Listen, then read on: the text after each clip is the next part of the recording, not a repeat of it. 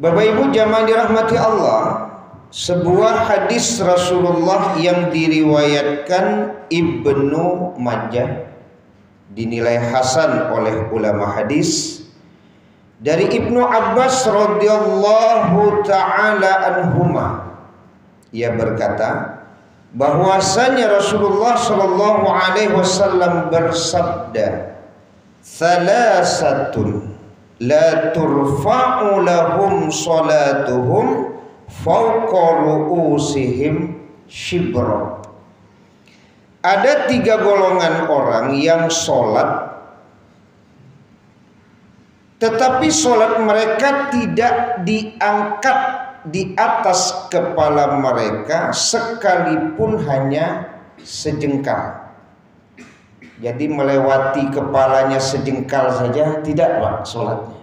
Ini hadis sering dibahas oleh para mubalik dan asatidz. 3 golongan itu adalah rajulun amma qauman wa hum lahu karihun. Seseorang yang mengimami suatu kaum padahal kaumnya itu benci kepadanya. Yang kedua, wamra'atun batat wa zawjuha 'alaiha sakhitun. Seorang wanita yang tidur sementara suaminya marah kepadanya. Suami berang ibu lalu lama yo. Gitu ya. Dan yang ketiga, wa akhawani mutasorrimani. 2 orang saudara yang saling bermusuhan. Nah, ini akan kita bahas kembali malam hari ini. Nah, Bapak Ibu jamaah dirahmati Allah. Kenapa ini penting kita bahas? Karena ibadah sholat itu adalah ibadah yang utama.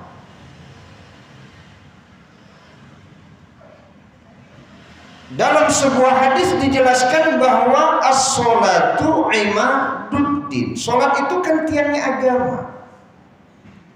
Rasul amri al-Islam wa amuduhus sholat.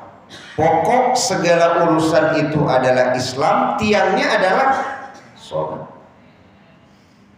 Bahkan yang pertama sekali nanti akan dihisab di hari kiamat adalah sholat. Ya. Fa in sholuhat sholuha sairu amalih. Kalau sholatnya itu baik, maka amal kita yang lain juga dinilai baik. Fa'in fasadat, kalau sholat kita itu buruk, fasada sa'iru amalih, maka amal-amal kita yang lain juga dinilai buruk. Nah, kalau kita kaitkan dengan hadis yang kita baca tadi Bapak Ibu, bagaimana bisa disebut sholat kita baik? Karena 1 jengkal saja dari kepalanya tidak terangkat sholat itu. Bagaimana mengatakannya baik? Ini yang perlu kita introspeksi diri. Semoga yang 3 ini tidak ada dalam diri kita, Pak. Awak rasul-rasul tibojo sholat tokalangi, Pak. Ya kan? Itu utama. Rupanya indah. Ya, rupanya tidak, Pak. Ya. Kalau sholat buruk berarti kan ibadah yang lain juga dinilai buruk. Itu yang kita takutkan. Ya, itu yang kita takutkan. Nah, ini akan kita bahas pada malam hari ini. Ya. Nah, apa yang disampaikan para ulama bahwa sholat itu tidak lewat sejengkal saja dari kepalanya. Ini ada perbedaan pendapat di kalangan ulama. Ada yang mengatakan sholatnya itu sia-sia. Sia-sia. Sama dengan orang Jumat, sedang Jumat dia ngobrol sama temannya. Sia-sia. Faqad laghauta. Sia-sia. Jumatnya sah. Kewajiban Jumatnya terpenuhi. Tapi tidak ada yang didapatkan dari Jumat itu kecuali hanya kewajiban yang lepas. Jadi demikian juga yang disampaikan para ulama, bahwa 3 golongan ini ketika dia sholat kewajibannya tertunaikan, tapi dia tidak mendapatkan keutamaan dari sholat tersebut. Tidak dapat. Bahkan boleh jadi sholat hanya melepas kewajiban, maka tidak mendapat keutamaan dalam pengertian sholatnya menjadi barometer ibadah yang lain. Ya bagaimana sholatnya akan menjadi barometer ibadah yang lain? Sholatnya saja tidak berkualitas. Bahasanya 1 jengkal saja di atas kepalanya tidak diangkat. Ya. Umulah 60. Rasul-rasul sholat kolaiyu tibu di langit. Kiranya indah, Pak. Karena boleh jadi ada 1 dari yang 3 ini, Pak, sampailah gaek gini, Pak, rupanya masih menjadi penghalang naiknya sholat itu dari 1 jengkal kepala itu. Ya, akan kita bahas ini. Yang pertama adalah rajulun amma qauman wa hum lahu karihun. Seseorang yang mengimami suatu kaum padahal kaumnya itu benci kepadanya. Jadi Bapak Ibu, kalau berbicara tentang imam, yang pertama tentu imam dalam pengertian imam sholat. Karena kalau imam sholat itu kan mengimami, ada jamaah namanya. Kan tadi disebut itu, ya, rajulun amma qauman. Seseorang yang mengimami suatu kaum. Ya. Jadi pendapat yang pertama yang dimaksud mengimami suatu kaum itu ya sholat. Kalau imam itu kan punya kriteria itu Bapak Ibu. Kalau kita baca dalam hadis yang diriwayatkan Imam Muslim, kriteria imam itu kan yang pertama apa? Aqra'uhum li kitabillah. Yang paling baik bacaan Al-Qur'annya. Nah, itu paling baik. Ya. Jadi kalau usianya lebih muda tapi kalau bacaannya lebih baik, dia lebih utama itu. Ya, aqra'uhum li kitabillah. Kemudian kalau membaca Al-Qur'annya sama, ya, fa'alamahum bis sunnah. Ya. Jadi yang paling punya pemahaman terhadap apa? Terhadap sunnah. Ya, pertama bacaan Al-Quran, yang kedua sunnah. Ini kan kaitannya dengan ilmu nih Pak. Ilmu kan, ilmu membaca Al-Quran, ya, ilmu tentang sunnah Nabi, ya kan, kehidupan Nabi gitu ya. Banyak hafalan-hafalan hadisnya gitu kan. Itu lebih utama untuk menjadi imam. Tapi bukan sebuah keharusan kata ulama Pak. Lebih kepada keutamaan. Karena sahabat-sahabat Nabi kata ulama, ada juga yang menjadi imam sementara di belakangnya bacaannya lebih bagus daripada dia. Tapi beliau tetap jadi imam. Ada yang menjadi imam padahal hafalan hadis makmum itu lebih banyak daripada imam gitu. Jadi artinya ini bukan sebuah keharusan tapi sebuah keutamaan. Sebuah keutamaan, ya. Jadi yang pertama adalah yang bacaan Al-Qur'annya paling baik. Yang kedua yang pengetahuannya terhadap sunnah itu lebih banyak. Jadi kalau berbicara tentang imam yang dibenci oleh orang banyak Pak, apa mungkin orang membencinya karena bacaan Al-Qur'annya bagus? Bako ibu banci ke imam tu rancak bana bacaan Qur'annya, banci yang bu mendengar, tidak ada itu. Malah ada orang membenci imam gara-gara bacaannya bagus, ya kan, gara-gara bacaan Al-Qur'annya baik, tidak ada Pak. Itu banang nih cari itu. Apakah ada Pak jamaah yang membenci imam gara-gara hafalan imam hadis-hadisnya itu banyak hafalannya? Mana ada, senang malahan kalau dapat imam Pak, sudahlah bacaan Al-Qur'annya bagus, hafalan hadisnya pun banyak.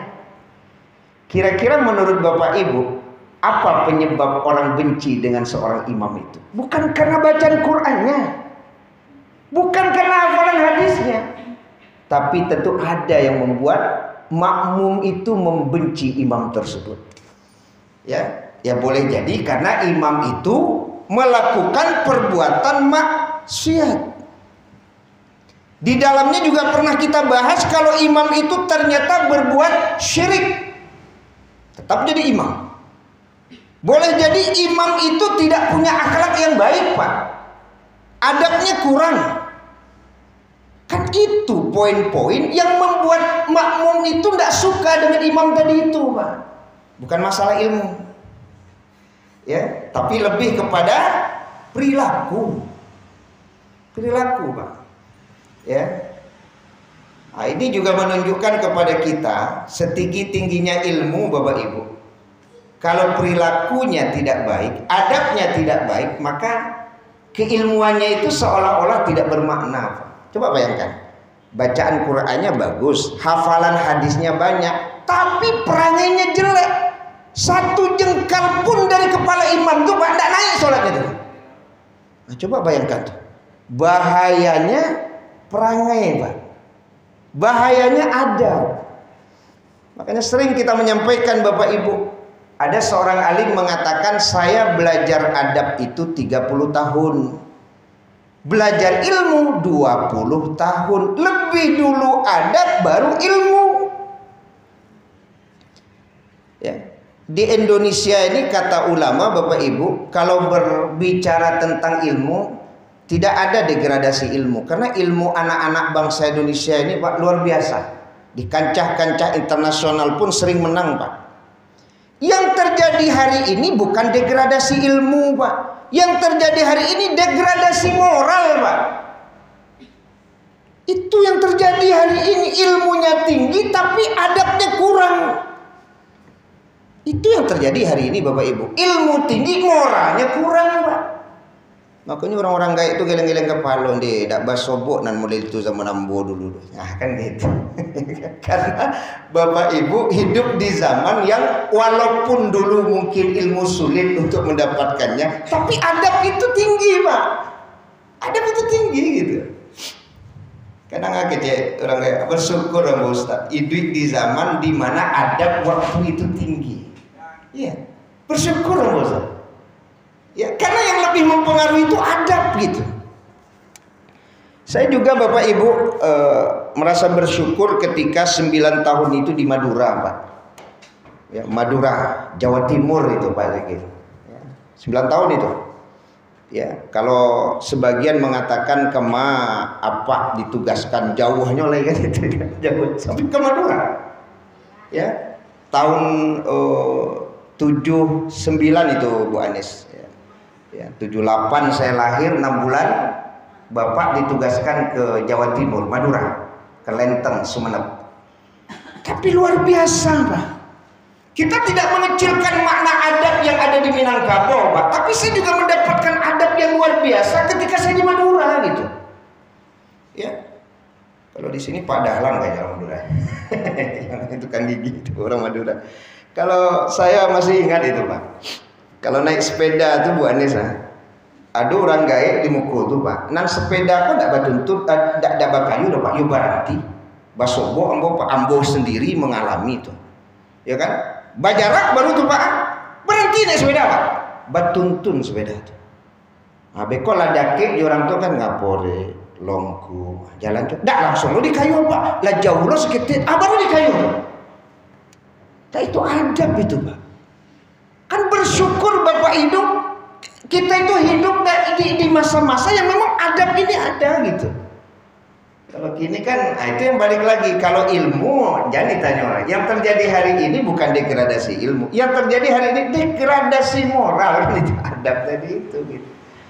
Jadi kalau berbicara seorang imam yang dibenci, ya, bukan berarti ilmunya rendah. Boleh jadi ilmunya tinggi, bacaan Qur'annya bagus, hafalan hadisnya kuat, Pak. Cuman ada perangai yang membuat orang kemudian tidak suka melihat dia itu. Itu dia yang hari ini terjadi, Pak. Ya. Nah, jadi jamaah yang dirahmati Allah Subhanahu wa taala, ya kan. Nah, jadi menjadi imam itu tidak hanya berbicara tentang ilmu, tapi berbicara menjaga hal-hal yang ya jangan sampai kemudian dibenci oleh makmum ya, banyak orang gitu ya. Ya. Karena kalau menjadi imam ini boleh jadi ustadz juga, Pak. Buya ya juga. Habib ya juga. Gus ya juga itu kan. Kan mengimami kaum. Ya kalau di Jawa kiai kan buya kan gitu ya kan. Kalau di Jawa ada habib, ada gus gitu kan. Itu kan orang-orang yang memang bahasa yang kita pahami di tinggian saran, yang kan di dalam selangkah. Karena mereka memiliki kemampuan yang lebih. Dari sisi apa? Ilmu. Tapi walaupun dia seorang kiai, seorang buya, seorang ustadz, seorang habib, seorang gus, kalau akhlaknya tidak bagus, Pak, dibenci oleh banyak orang, sholatnya tidak akan pernah naik satu jengkal pun dari kepalanya. Walaupun labelnya ustadz, kiai, buya, habib atau gus, tidak peduli dengan panggilan-panggilan tersebut. Karena di sini berbicara tentang kebencian kaum terhadap dia. Itu biasanya lebih kepada perangai, Pak. Ya. Kan saya pernah sampaikan kepada Bapak Ibu. Ya, ada seorang ustadz yang kecek jamaah, ini ustadz seorang itu, jurang saya tentu itu. Berarti kan ada ustadz ya yang dari sisi keilmuan tidak diragukan, tapi ternyata tidak disukai orang. Ya. Karena boleh jadi ada adab yang memang dilakukan oleh ustadz tadi itu, Pak, yang dilanggar, adab itu dilanggar gitu. Ya. Bisa jadi itu terjadi gitu kan. Ya. Apalagi kalau ada seorang ustadz apa namanya? Ya kalau saya pernah menyampaikan kan begini Bapak Ibu. Bahasa khilaf itu juga harus berhati-hati memahaminya gitu kan. Khilaf. Ya ustadz kan juga seorang manusia Bapak Ibu. Imam juga seorang manusia. Buya seorang manusia gitu. Tapi berbicara khilaf itu Bapak Ibu, ada khilaf itu yang tidak bisa dimaafkan oleh orang banyak, Pak. Ibu lain bisa mengecek ustadz khilaf kalau ustadz itu baca ruid. Kan khilaf tuh. Ya. Nyobain baca ruid di ustadz kau Anis. Yo boleh carinya. Ale bisa Ibu Anis menerima khilaf ustadz itu? Tidak bisa. Bagaimana mungkin kita bisa menerima, Pak? Seorang ustadz baca ruid boleh lu carinya tuh? Tidak bisa menerima tuh. Khilaf mana kita ustadz tuh, Pak? Masa iyo kan? Ya kalau khilaf tuh tidak baca ruid ustadz tuh mungkin agak emosi sedikit, marah. Tapi tidak sampai baca ruid. Itu mungkin bisa Bapak Ibu menerima tuh khilaf ustadz tuh mah. Ya kan, dek tapancian emosi berangnya, tapi tidak baca ruid. Kalau sampai baca ruid tidak bisa orang menerima itu gitu. Jadi ada khilaf itu yang memang tidak bisa diterima oleh masyarakat. Ini hukum sosial, Pak. Tapi secara syariat kalau dia mohon ampun kan diampuni oleh Allah. Tapi ini khilaf yang boleh jadi orang tidak bisa menerima. Karena seorang ustadz, masa ustadz baca ruid? Ya kan? Dan yang namanya khilaf itu Bapak Ibu itu beda dengan karakter. Kalau khilaf Bapak Ibu sekali dua kali, Pak. Kalau acok itu tidak khilaf, itu karakter, Pak.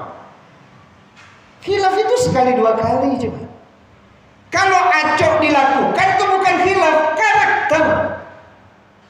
Nah, jadi jamaah dirahmati Allah Subhanahu wa taala. Ini yang kita bahas ya. Jadi seorang imam, imam kan boleh ya ustadz di dalamnya, boleh buya ya kan, boleh kiai, boleh gus ya, boleh habib ya kalau di daerah Jawa gitu ya.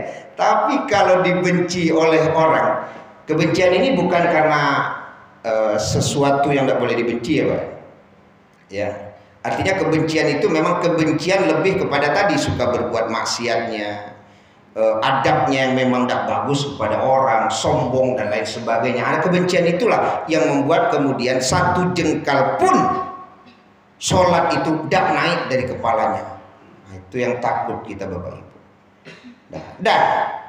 Dan makna amma kauman ini pendapat ulama ini tidak dibatasi hanya imam di masjid, Pak. Karena ini tidak ada pengkhususan amma kauman seolah-olah ini hanya imam di masjid. Tidak. Siapapun yang ditunjuk atau diangkat untuk mengimami suatu kaum, maka masuk dalam kategori hadis Nabi ini. Siapapun, Pak. Pak RT. Pak RT itu mengimami kaum itu, Pak. Kaum yang diimami Pak RT siapa? Sa RT, Pak. Ya, Sa RT. Pak RW. Pak RW itu mengimami kaum itu, Pak. Siapa kaum yang diimaminya? Warga. Naik KT, ada camat, ada wali kota, ada bupati, ada gubernur, ada lagi presiden, Pak. Kalau ternyata imam-imam tersebut ini dibenci oleh warganya, Pak. RT dibenci oleh warga RT-nya gitu ya. Ya, RW dibenci oleh warga RW-nya. Wali kota dibenci oleh masyarakat kotanya. Gubernur dibenci oleh masyarakat yang ada di wilayah tersebut, ya. Presiden dibenci. Kalau kebencian itu karena memang perangainya yang jelek, Pak, tidak berbuat adil, semena-mena, Pak, suka menyengsarakan rakyat, sering ngeprank rakyat. Kan dulu kadang pemimpin kok hobi ngeprank rakyat, Pak. Alah arok rakyat, ndak lo jadi tidak. Atau pendutur gitu kan. Pendusta itu membuat orang tidak suka dengan dia. Ya contoh umpamanya, kita kan mengambil contoh seorang gubernur, Pak, berdusta. Apa suka rakyat ketika didustai, Pak? Enggak kan? Sehingga kemudian rakyat di gubernur itu menjadi tidak suka dengan gubernur. Maka ketidaksukaan ini, Bapak Ibu, bisa membuat sholat gubernur itu, Pak, satu jengkal pun dari kepalanya tidak akan naik. Maka hati-hati kalau jadi gubernur, jadi wali kota, jadi camat, jadi Pak RW, jadi Pak RT, Pak. Maka berusahalah untuk menjadi pribadi yang disukai oleh yang kita pimpin. Logikanya seperti itu, Pak. Ya kalau antara yang dicintai, ya, antara pemimpin dan yang dipimpinnya saling mencintai, itu luar biasa itu, Pak. Program apa yang tidak akan selesai kalau antara pemimpin dengan yang dipimpinnya itu ada rasa cinta? Maka program apapun selesai, Pak. Nah, ini yang kita takutkan sekali lagi. Makanya kepada bapak-bapak RT, bapak-bapak RW, semuanya gitu kan, yang mengimami suatu kaum, berusahalah menjadi pribadi yang dicintai oleh yang dipimpinnya. Tapi kalau Allah berusaha, Pak, berang jurang kayaknya adonan berang itu yang bermasalah. Lah saya lo itu kerajo, Pak RT itu, gaji tidak sabar apa, lalu nak lama dong, kadon orang tak tanggung lo kan. Itu boleh jadi mungkin ada bahasa PRT hilaf, ambo. Mohon maaf, ambo. Itu manusiawi. Kadang ada dulu orang kok, Pak, memang kedengkian yang lebih mendominasi, Pak. Kedengkian. Sehingga tidak bisa melihat hal-hal baik. Orang kalau sudah dengki, Pak, tidak bisa mencari orang elok dulu, Pak. Jangankan buruk kerajo orang tuh, kerajo elok saya buruk aja dinya tuh, Pak. Nah, itu berarti tidak Pak RT-nya yang salah tuh. Awak yang salah. Itu berarti tidak pengurus masjidnya yang bermasalah, Pak. Jamaahnya yang salah, Pak. Ya kan? Ada yang seperti itu, Bapak Ibu. Cie-cie di kumpulan banyak ya. Jadi Bapak Ibu jamaah dirahmati Allah Subhanahu wa taala. Ini poin yang pertama, Bapak Ibu. Jadi imam itu ada imam dalam pengertian imam jamaah di masjid, ada pengertian imam juga yang memerintah di sebuah kaum. Kalau di kampus ITP rektor tuh. Ya, Pak, rektor. Ya kalau rektor kemudian melakukan hal yang memang menyakiti orang, menzalimi orang, Pak, kemudian orang tidak suka dengan rektor, itu bisa jadi masuk dalam kategori yang sholat rektor itu satu jengkal pun, Pak, tidak naik dari atas kepalanya. Nah, ini bahaya. Ya, jangan naruh jadi apa saja tapi tidak mampu gitu kan. Nah, ini kan sebenarnya intinya apa? Kalau kita diangkat menjadi pemimpin, apakah pemimpin sholat dan lain sebagainya, ya berlaku adil lah kita. Tidak berlaku semena-mena, jalankan amanah dengan baik, ya kan? Nah, insya Allah ya tidak akan dibenci. Nah, ini yang perlu dipahami. Nah, Bapak Ibu jamaah dirahmati Allah Subhanahu wa taala. Itu poin yang pertama. Mudah-mudahan di poin pertama ini kita tidak masuk. Nah, kalau masuk kok tanya, yo Pak, sholat kok mah tidak main-main. Nah, yang kedua, Kok ibu-ibu lah. Yang kedua itu adalah wamra'atun batat wa zawjuha 'alaiha sakhitun. Salat yang tidak diangkat satu jengkal pun dari kepalanya adalah seorang wanita yang dia tidur sementara suaminya marah kepadanya. Jadi ibu lalu tapi suami berang ke ibu. Apa tak terasa suamiku berang ke ibu? Hah? Tak dipikir lo tuh Ustaz kan.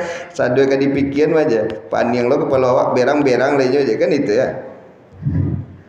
Jadi seorang istri yang tidur sementara suaminya marah ternyata menjadi penyebab solat wanita itu satu jengkal pun tidak diangkat dari atas kepalanya. Tapi kan harus berhati-hati juga. Marah seperti apa?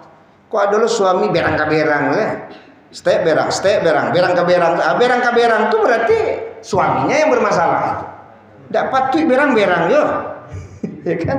Itu berarti tidak istri yang salah itu Pak, suami. Memang ada tipikal suami model itu Pak. Salah taruh saya, berang taruh saya. Ya. Nah, yang dimaksud marah di sini tentu ada kesalahan yang dalam syariat itu termasuk ketidaktaatan atau kedurhakaan seorang istri pada suami, Pak. Ya. Nah, ketika itu dilakukan oleh istri, kemudian suami marah, baru masuk di hadis ini dia. Ya, contoh umpamanya yang sering kita bahas kalau dalam kajian suami istri kan begitu tuh.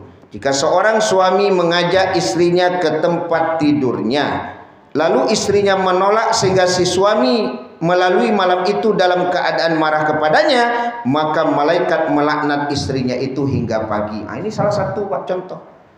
Suami taraga, ibu lalu taraga berang itu suami. Nah, sampai jam 2 balik lalu itu kan. Ibu indahnya.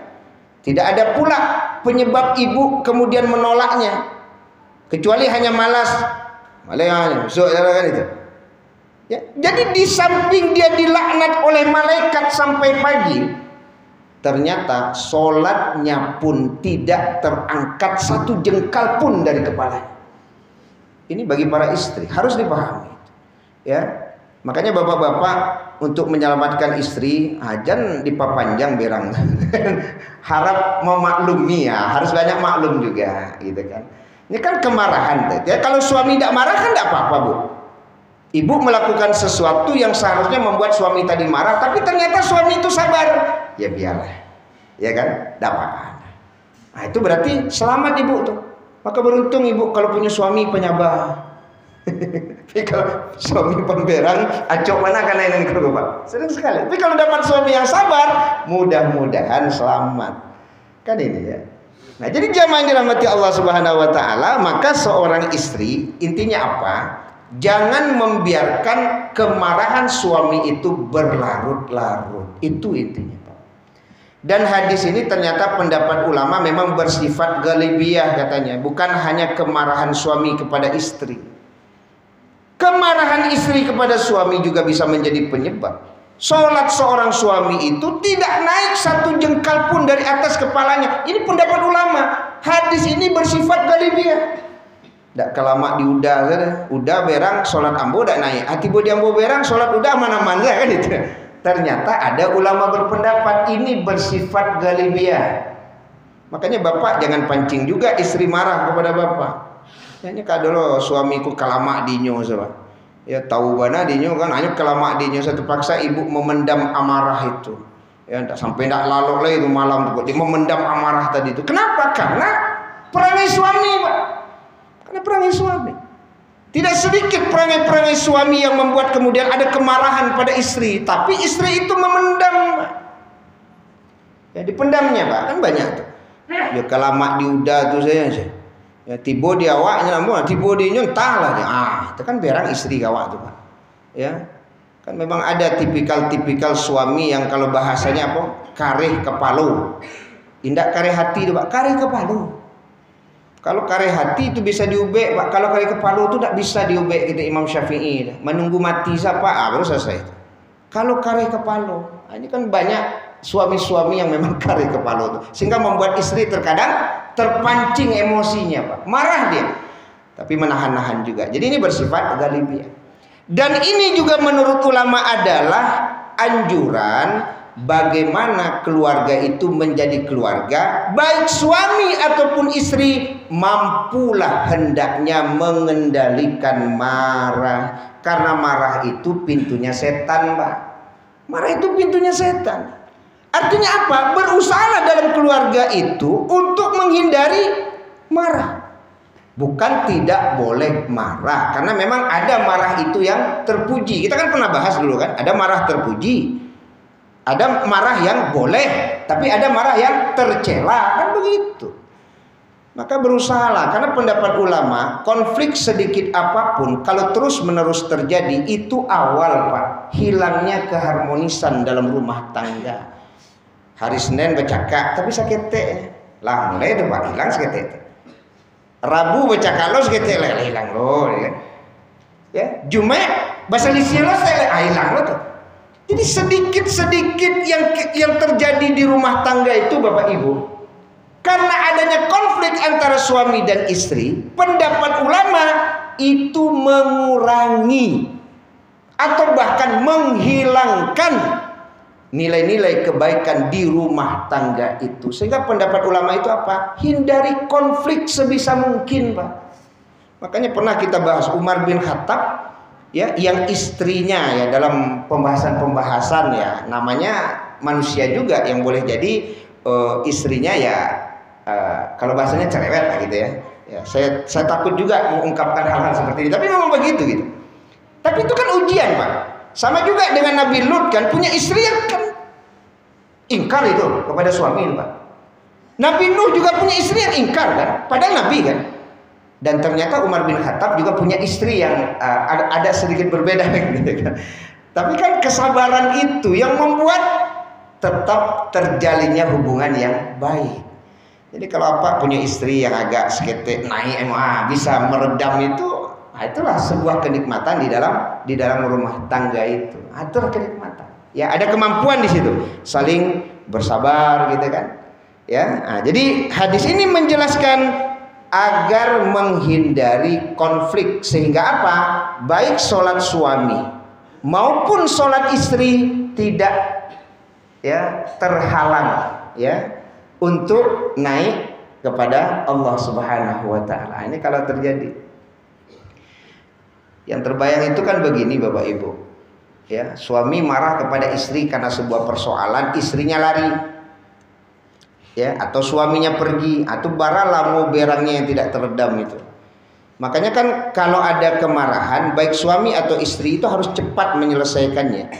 Memang ada di dalam hadis ya, wanita ya yang disampaikan oleh Nabi ya, yang diperlakukan buruk atau suaminya marah kepadanya, ia berkata, ini tanganku di atas tanganmu, mataku tidak akan bisa terpejam hingga engkau ridho.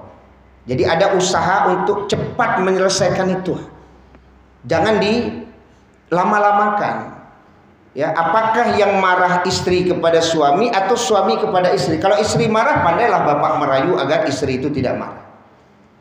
Kalau suami marah, berarti pandailah ibu untuk mengambil hati agar suami itu hilang kemarahannya. Harusnya itu yang terjadi. Kok enggak? Suami diam, ibu lebih diam. Lo kan itu yang aku sampaikan tuh. Bara ketalok dinyo diam seminggu, 10 hari kau dapat.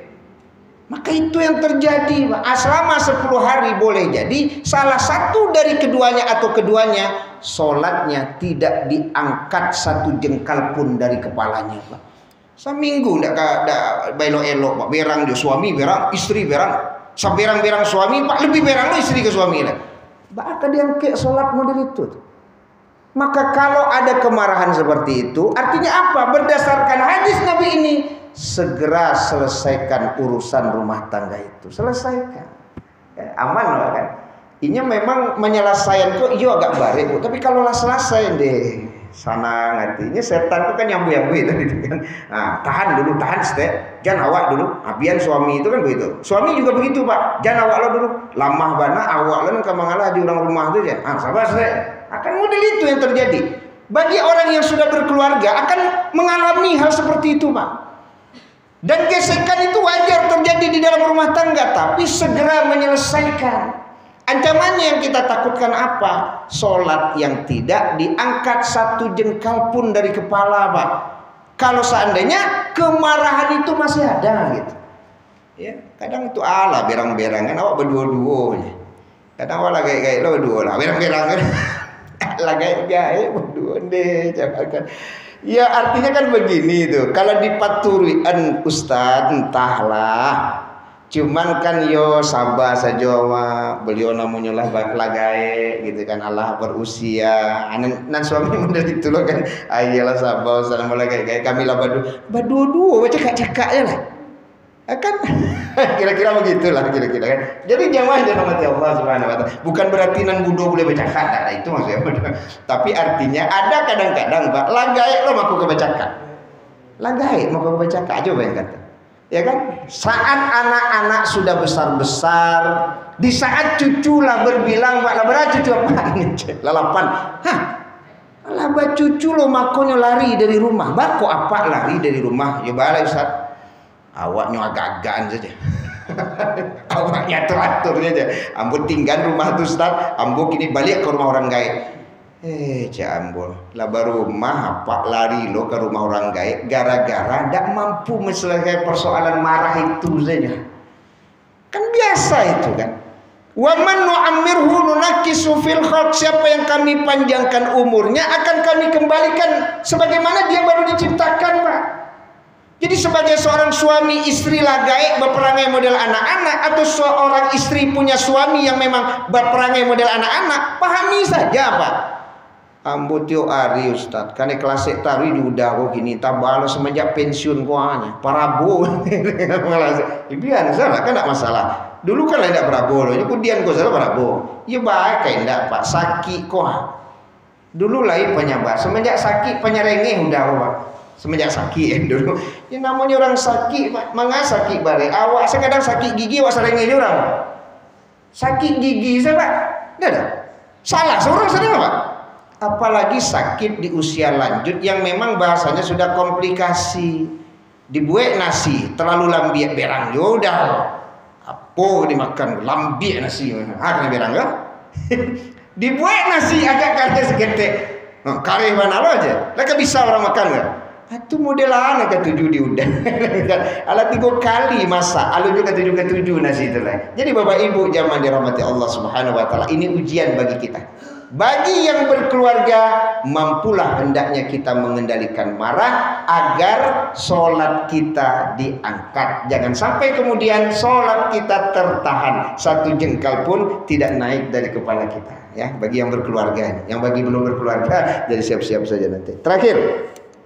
Yang terakhir Bapak Ibu, ya penutup dari kajian kita ini, ya bahwa yang ketiga itu adalah wa akhawani mutasorimani, 2 orang yang bersaudara yang saling bermusuhan. Saudara ini ada 2. Ada saudara kandung, ada saudara yang tidak nasab tapi disebut saudara juga, saudara seiman. Kedua-duanya berlaku. Coba bayangkan, ya, bagaimana sholat akan diangkat satu jengkal dari kepalanya, Pak. Inyu sampai kini Pak kakak beradik bercakap yuk. Bagaimana akan diangkat sholatnya? Satu jengkal dari kepalanya, Pak. Sementara dia dengan dunsanaknya, Pak, indak elok-elok sampai gini. Awak sholat juga, awak ke masaji juga, tapi awak ndak belok di dunsanak. Pangka di awak lo tuh, ndak lo diurang. Nah, ini introspeksi itu yang saya sampaikan tadi, Pak. Jangan awak arok sholat kok kaelo, Pak. Menjadi barometer bagi amal kita yang lain. Ternyata indah dek gara-gara ibu sampai kini ku berang juga dong sana lain. Anu juga elok lain. Maka bagaimana? Perbaikilah hubungan bersilaturahim kita Bapak Ibu. Perbaiki hubungan kita dengan tetangga, Pak. Perbaiki hubungan awak jo kerabat. Jangan sampai kemudian itu menjadi penyebab, Pak. Sholat awak kok tak diangkat, Pak. Tak keibu hati awak, Pak. Ya. Apalagi di usia-usia lanjut, Pak. Harapan kita sholat inilah yang akan kita bawa menghadap Allah nanti. Menjadi barometer terhadap amal kita yang lain.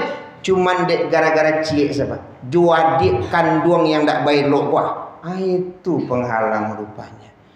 Ya balik Ustaz. Lain nama awak datang kayaknya, tapi rasu-rasu awak nang katibu malu loh. Awak lebih tua darinya. Kalau ndak ibu pelihara saya sampai mati udah tuh selesai urusan itu. Kalau memang tak ada yang mengalah.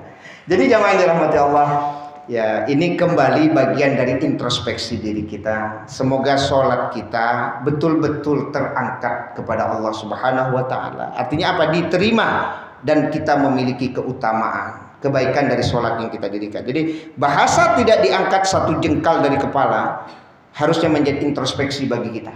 Ya, kalau seandainya yang tiga hal ini ada, maka perbaikilah segera. Yang pertama, imam yang dibenci oleh kaumnya.